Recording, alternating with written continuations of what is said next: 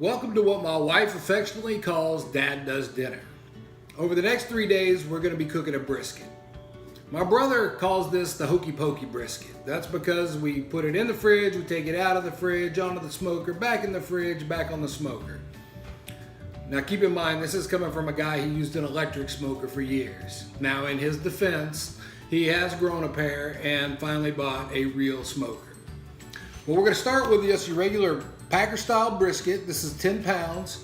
Now you can get whatever kind of grade that you like. I just go with the select. We're going to be adding enough spice and enough smoke to this and cooking it over enough time that it's going to become real tender. So I don't think you really need to buy the choice or even the Wagyu style brisket. Now the first thing we're going to do is you're going to put this on a baker's rack over a sheet pan and cover it with your favorite rub. This is my favorite rub. I like a wire whisk to mix it up, keeps it nice and keeps it from getting all clumpy.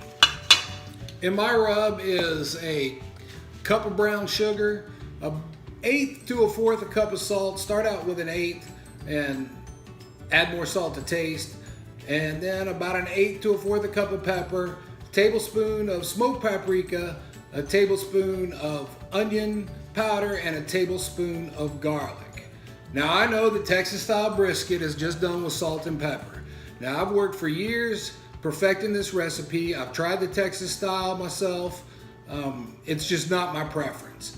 But whatever style of rub you like, mix it up, and that amount right there will be able to allow you to generously cover the whole brisket. I use this kind of rub for all my barbecue. Sometimes I'll add a little cayenne if I want it a little spicier, and I usually reserve that for ribs.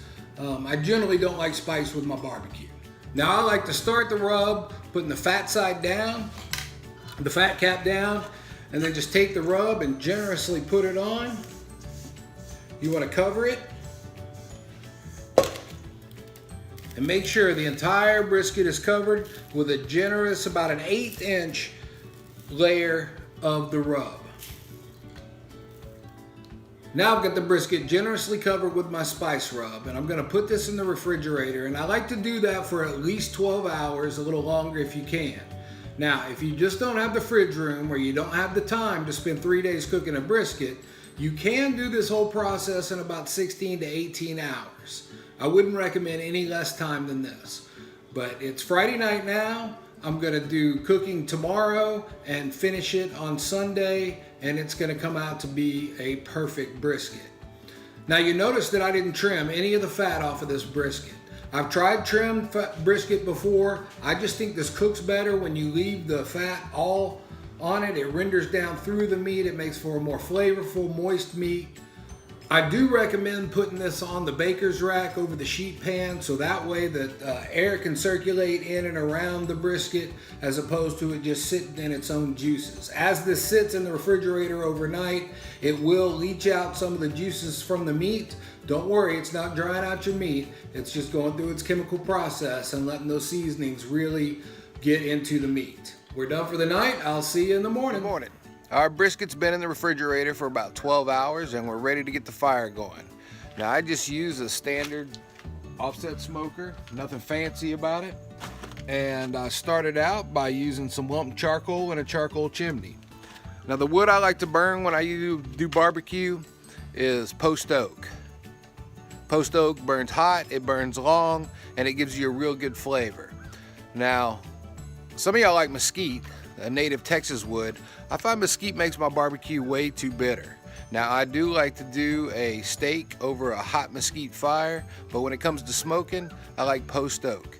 If I can't find post oak, hickory will do in a pinch. I really like the flavor of pecan, but I do find that pecan burns at a little lower heat, and it takes a lot longer for me to get things done. So sometimes I combine the post oak and the pecan, but generally I just use post oak. I got the charcoal chimney lit up. I use natural lump charcoal in this, and I use a charcoal chimney because you don't need any kind of lighter fluid or any other accelerant to get it going. When using accelerants, especially when you're smoking something, some lighter fluid, you may end up with a slight lighter fluid taste in whatever you're smoking. So I use a charcoal chimney and I don't have to worry about that at all. Okay, our fire's been going for about 20 minutes now, so it's time to empty the charcoal chimney. Get you a nice set of Weber gloves. This will really help you out in your barbecue process. So simply pick up the chimney and dump it in. I got a good hot bed of coals, and this will get my fire going really nicely. I got my oak. I like to start out with 2 of these logs and just put it right on the fire.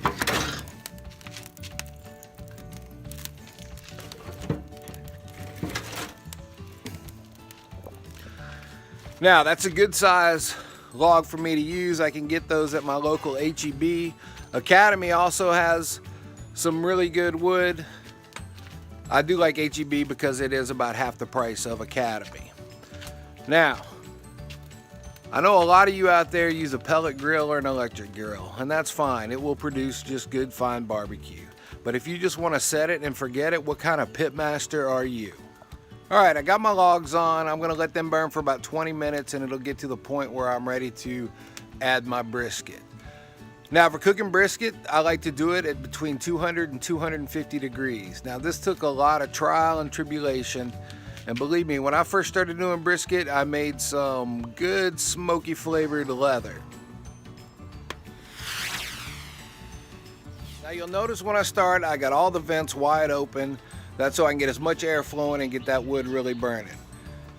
Depending on the time of day, the weather, the humidity, will affect how much I open and close those vents as I do the cook. I like to cook my brisket between 200 and 250 degrees. Find that's what makes the best tasting meat. All right, the fire's been going for about 20 minutes.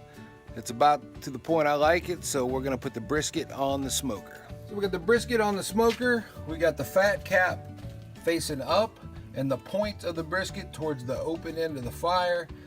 That side takes just a little more heat, and that thicker part of the brisket will take that heat much better. So we're going to close it up and get to smoking.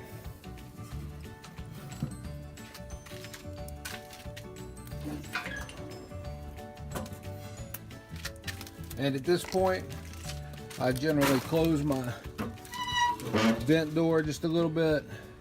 Still want some good airflow in there, but not as much as I did before, because I want to start to control this temperature. Now, if you're a beer drinker, now's the time you can crack open a cold one. However, pace yourself. This is a long and slow process. All right, we're all wrapped up now. When you wrap it up, you want to seal it really well on the sides, but I like to leave it a little loose on top. It still lets a little bit of that smoke in. I found that I like 6 hours of good full smoke, and then after this, I leave the foil just a little bit loose so a little bit more smoke can get in through the rest of the process. Now I'm going to go for about another 6 hours like this with it wrapped up. Remember, you want kind of a loose wrap. You don't want it tight pressing up next to the meat.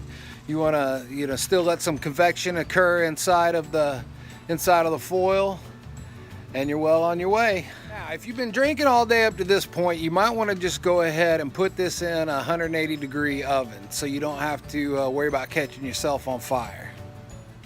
So we had 6 hours smoked, 6 hours wrapped and smoked for a total of 12 hours on the smoker. At this point, I put it back on the baker's rack and the sheet tray, and I put it into the refrigerator. Ideally, I like to put it in the fridge for 12 hours.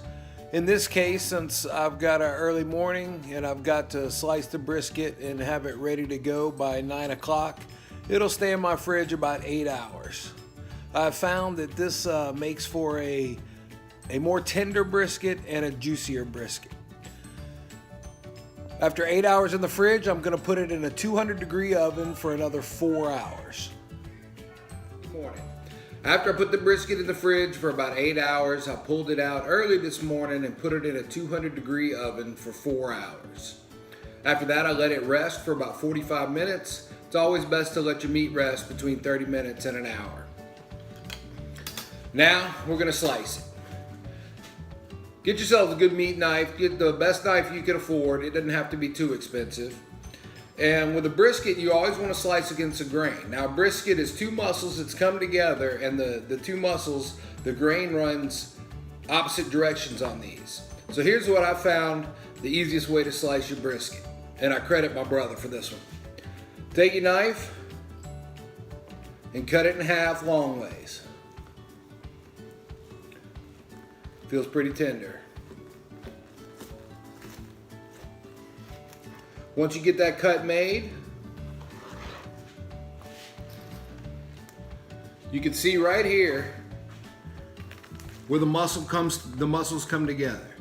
Just take your knife, slide it right through there. Pull that off. Now I like to use this part for chopped beef. And then you just slice up your brisket.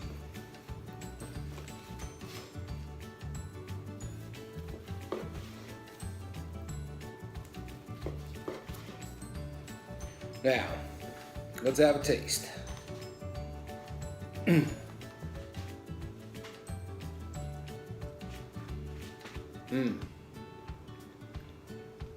It's tender, juicy, smoky. That bark's got a little bit of sweet, a little bit of salt to it. Came out just perfect. I promise you this is better than anything you can get at any barbecue joint you go to. All right, y'all. Happy smoking.